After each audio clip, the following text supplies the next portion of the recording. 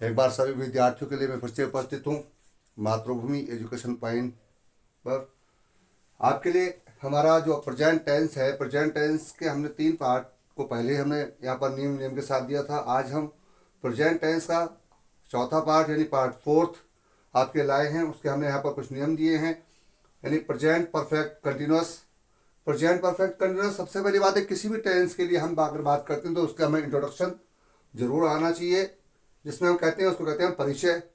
परिचय यानी present perfect tense के अंत में क्रिया शब्द में रहा है, रही है, रहे हैं, रहे हूँ और रहा हूँ आते हैं। यह आपको याद रखना है। दूसरी बात है हमारी, दूसरा नियम हमारा है वर्ब फर्स्ट फॉर्म, यानी क्रिया की जो है वो पहली अवस्था का हम प्रयोग करते हैं टेंस में। तीसरा नियम हमारा है सिंगुलर सब्जेक्ट के साथ, यानी जब व्यक्ति एक हो, काम करने वाला एक हो, तो हम उसके साथ जो हमारी हेल्पिंग वर्ब होगी वो होगी हमारी हैज़ बीन।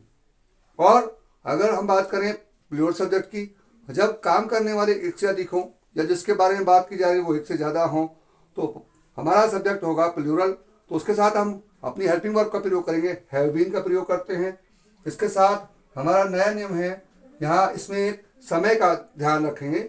कंटिन्यूस 2 प्रकार के होते हैं, एक तो वो जिसमें समय नहीं होता, लेकिन ये जो हम बात कर रहे हैं ये है प्रेजेंट परफेक्ट कंटिन्यूस।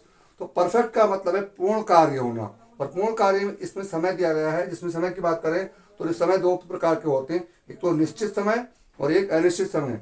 यदि समय निश्चित हो तो तब हम प्रयोग करेंगे सिंस का, और अनिश्चित समय होगा तब प्रयोग करेंगे हम फॉर का, यानी इसका अर्थ होता है से के लिए। अब आया है हमारा निगेटिव वाक्यों में। जी हाँ, ध्यान दें, निगेटिव वाक्यों में हम हेल्पिंग वर्ब को कहाँ रखेंगे, यूज करेंगे, यानी has not been, have not been, क्योंकि हमारी जो पहली परफेक्ट की हेल्पिंग वर्ब है वो हैज़ और हैव हैं, इसलिए नॉट को हम हैज़ और हैव के बाद ही रखते हैं। नया नियम हमारा ध्यान दीजिए, इंटरोगेटिव वाक्यों में जो बीन हमारा आता है ये सब्जेक्ट के बाद इसका हम प्रयोग करते हैं, सब्जेक्ट के बाद हम बीन को रखेंगे।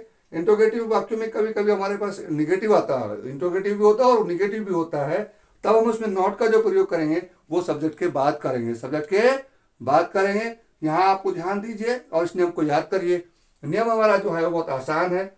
आपके लिए अगर कोई प्रश्न पूछना हो तो आप कमेंट में हमें सवाल करें, कमेंट करें, लाइक करें, फॉलो करें और सब्सक्राइब जरूर करें। इससे हमारा जो उत्साह है वो बढ़ता रहेगा। आपके लिए हम ऐसी ज्ञानवर्धक वीडियो आसानी से जिसको टेंस समझ में आ जाए वो बनाते रहेंगे। आज हमारा प्रेजेंट टेंस का पहला जो है पूरा 4 पार्ट पूरे हो चुके हैं। नई वीडियो में हम इन टेंसों के सेंटेंस बनाकर दिखाएंगे, जिससे आपको आसानी से टेंस के जो है सेंटेंस बनाने आ जाएंगे। बस मैं इसी के साथ कहता हूँ कि आप हमें कमेंट करना ना भूलें, कमेंट जरूर करें। आप कैसी वीडियो चाहते हैं, उसके लिए मैं आपके लिए वीडियो बनाता रहूँगा।